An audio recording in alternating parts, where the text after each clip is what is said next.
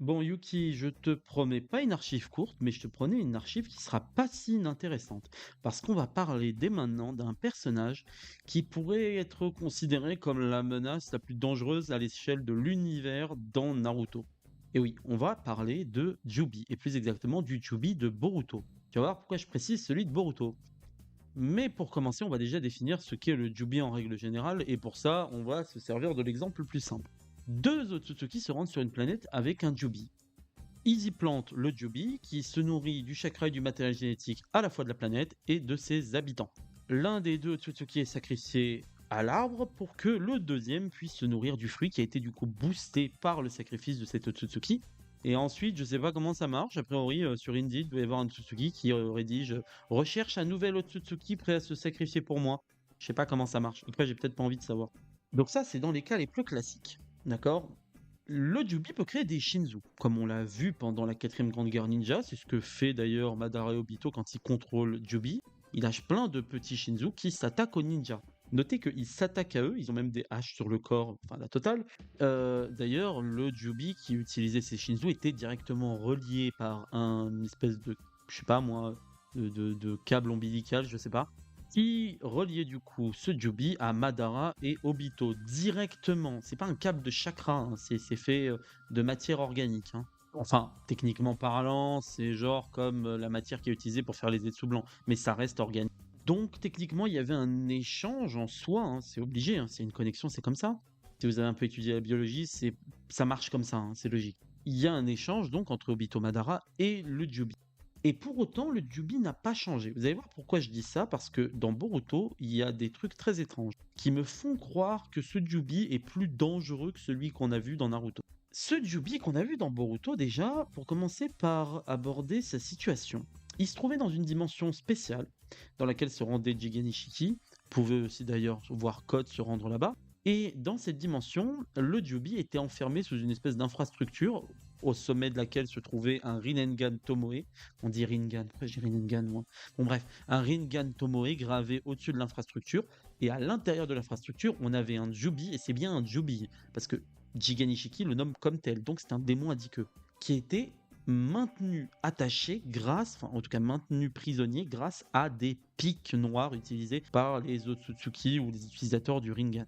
Sauf que d'emblée, on nous fait bien comprendre que ce Jubi est vraiment beaucoup plus dangereux. Pour commencer, dès qu'il voit enfin, Jigen Ishiki, hein, Jigen est Ishiki en soi, Ishiki est Jigen. Dès qu'il le voit, déjà, il est agressif. Il lui hurle dessus et il tente même de l'avaler à un moment donné.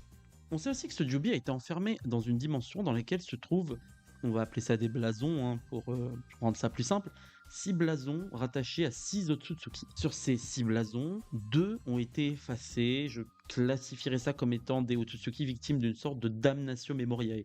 Le damnatio memoriae, c'est une pratique datant de l'Antiquité romaine.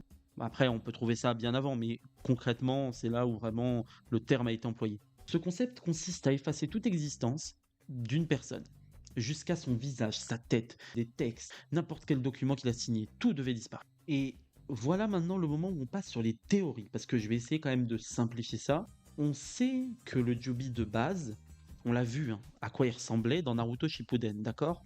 On n'a pas vu qu'il avait spécialement de volonté. On n'a pas vu non plus qu'il semblait nourrir une rancœur particulière. C'est juste un truc qu'utilisent les Otsutsuki pour évoluer et devenir plus puissants. Voir possiblement ce qui est à l'origine de la création des Otsutsuki si on se base sur l'archive précédente que j'avais fait sur Dura et la possible explication de l'origine des Otsutsuki.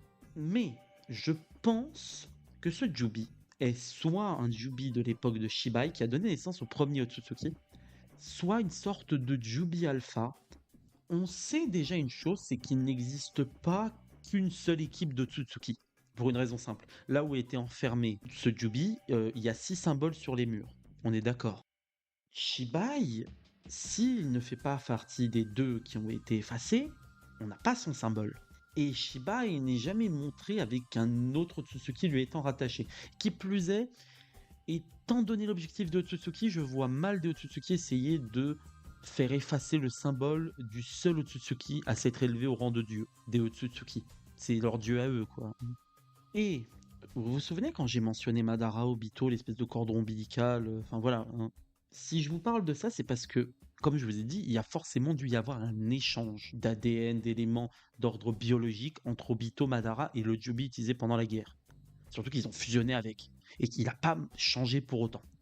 Mais ce Jubi, Code y a laissé tomber une goutte de son sang et ensuite il a utilisé sa technique des griffes pour le diviser. Et c'est là que la théorie commence. Je pense savoir à peu près comment fonctionnent les Otsutsuki, ou en tout cas c'est qu'une théorie, hein.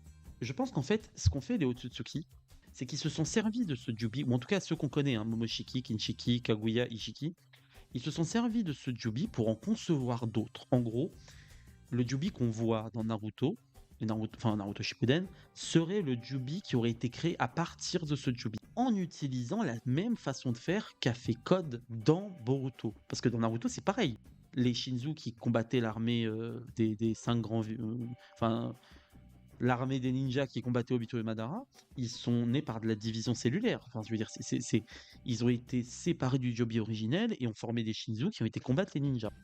C'est pas de la matière inventée comme ça vient de ce Jobi. Et en fait, je pense que les Otsutsuki fonctionnaient de la manière suivante. Et ça pourrait expliquer la disparition des deux là sur le mur. En gros, ils prenaient ce Jobi, ils en extrayaient une partie, comme ce qu'a fait Code, hein, pour créer un petit Shinzu. Et ce Shinzu était utilisé sur un Otsutsuki qui a été dévoré pour créer un nouveau Jobi. Il y a 6 blasons sur les murs, on est d'accord. Les Otsutsuki partent à 2 avec un Jobi. Si Momoshiki, Kinshiki, Kaguya, Ishiki voulaient chacun partir de leur côté avec un Jobi, il fallait avoir 2 Jobi, un pour chaque. On est d'accord. Bah voilà ce qui est possiblement arrivé aux deux malheureux, hein, qui ont vu leur blason être détruit sur ce fameux grand mur représentant les 6 blasons Otsutsuki. Alors après, j'avais envisagé la possibilité qu'ils aient été victimes de la fameuse règle du si un Otsutsuki s'attaque à un autre Otsutsuki, les autres vont venir pour s'occuper de lui. Sauf que cette règle est en carton. Je veux dire, Kaguya, elle a bolossé Ishiki et Momoshiki Kinshiki s'en battaient les reins. J'avais aussi émis l'hypothèse que possiblement ça soit tout simplement l'un qui a été sacrifié à l'arbre Joby, mais le truc c'est que bah, s'il y en a un qui sacrifie un, normalement il en reste un, parce qu'ils sont deux. Donc pourquoi est-ce que les deux ont été raturés? Et la dernière possibilité, mais j'y crois pas trop, hein, c'est que en gros Momoshiki refusait de sacrifier Kinshiki dans un arbre Joby, du coup bah il en a sacrifié un autre, et que Ishiki a fait la même chose, mais bon vu qu'il était prêt à sacrifier Kaguya, hein, j'y crois moyen, vraiment, voire même pas du tout. Maintenant, il va falloir parler de la menace que représente malheureusement ce Jubi, étant donné que c'est possiblement une des plus grandes menaces, pas que la Terre est connue, hein, mais que l'univers est connu. Pour une raison très simple. Les Otsutsuki, c'était la menace absolue, c'était vraiment le grand danger, d'accord? Sauf que les Otsutsuki contrôlaient les Jubi en général, hein. Je veux dire, je n'ai aucun cas de rébellion réussie d'un Jubi sur un Otsutsuki. D'ailleurs, ce Jubi est le seul qu'on a vu qui vraiment avait une dent contre un Otsutsuki. Donc ça veut dire que ce qui était considéré comme la menace la plus dangereuse empêchait une autre menace de représenter un plus grand danger pour la Terre, mais voire même au-delà, hein. Maintenant qu'il n'y a plus les maîtres, le chien, il est libre de faire ce qu'il veut. Enfin, la comparaison est peut-être un peu bancale, mais là, pour le coup, il peut faire ce qu'il veut, Joby. Après, il y a des limites, mais je sais pas trop. Parce que par exemple, les Otsutsuki viennent avec un Joby, mais on sait que les Otsutsuki peuvent voyager à travers l'espace-temps, il n'y a pas de souci. J'ai jamais vu un Jubi faire ça. Donc bon, à la limite, il serait limité par l'endroit où il se trouve, mais étant donné qu'à cause de code, ils ont acquis la même capacité que lui avec les griffes, je sais pas jusqu'où ils peuvent évoluer, étant donné que les Shinzu, les Jubi en soi se nourrissent de matériel génétique. S'ils ont la même capacité que Code, c'est parce que Code leur a donné leur sang. Donc, en ayant Sasuke sous la main, c'est pas dit qu'il développe pas plus tard des capacités spatio-temporelles.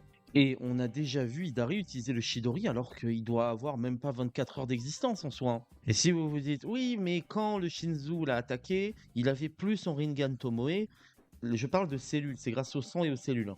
Les cellules de Sasuke, leur code génétique n'a pas changé entre le moment où il avait son Rinnegan et le moment où il l'a perdu. C'est la même, hein, il n'y a rien qui a changé.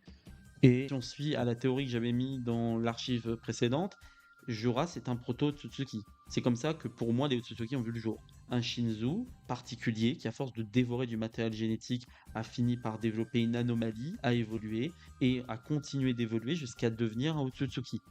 Mais ça, c'est basé une théorie sur une autre théorie, donc voilà, hein, on va éviter de faire des collisions de théories comme ça. Donc on va faire un peu une espèce de condensé, de synthèse, hein, de cette archive. Je pense que ce Jubi est un Jubi très ancien, possiblement un Jubi de l'époque de Shibai, ou alors, parce qu'après tout Shibai s'est élevé, mais on ne sait pas ce qui est devenu le Jubi qu'il utilisait, donc c'est peut-être lui. Ou alors c'est un espèce de Jubi alpha qui peuvent se retrouver à différents endroits de l'univers, utilisés par des groupes de Tsutsuki pour créer d'autres Jubi et voyager de monde en monde pour faire ce qu'ils font habituellement, quoi. Planter un Jubi, celui-ci se nourrit, crée un fruit, dévore le fruit, part sur une autre planète, etc., etc. Donc maintenant, il faut voir comment ça va évoluer sur le temps. Peut-être qu'ils vont devenir, comme je l'ai dit, encore beaucoup plus dangereux, et là, ça va être difficile de les arrêter. Et techniquement parlant, il reste que deux autres Tsutsuki, hein. En soi, il reste que deux. Kawaki, pour l'instant, j'hésite, hein, mais j'ai l'impression qu'Inoue était plus utile que lui à l'heure actuelle. Le mec, il en est à un stade où, pour réussir à s'offrir une victoire, il est obligé d'attendre que des ennemis immobilisent la cible qu'il doit tuer. En termes d'efficacité, le mec, voilà. Et Boruto, ça dépend. Il semble savoir pas mal de choses quand même sur ses Shinzu, Kashin Kojin aussi. Ils doivent possiblement tenir ça de Momoshiki, parce que sinon je sais pas d'où ça vient, parce qu'a priori il n'y a plus du tout de lien entre Amado et Kashin. Peut-être d'Orochimaru, on ne sait pas, parce qu'on l'a pas vu. Donc faut voir comment ça va évoluer. Mais pour l'heure, les Shinzu créés de ce Jubi sont des menaces plus importantes que ce qu'on a vu avant dans Naruto. Eux, ils ne sont limités par rien. Là où les autres avaient quand même certaines limites, hein, eux n'en ont aucune. Et c'est ça qui les rend dangereux. Imaginez juste si ces Shinzu qui n'ont aucune limite dévorent tous les habitants de la Terre et qu'après ils partent sur un autre monde et refassent la même chose. Ça va être le début d'une extinction de masse à l'échelle de l'univers. Voilà Yuki, je te laisse avec ça. Finalement, leur archive fait à peu près la même taille que d'habitude, donc ça va.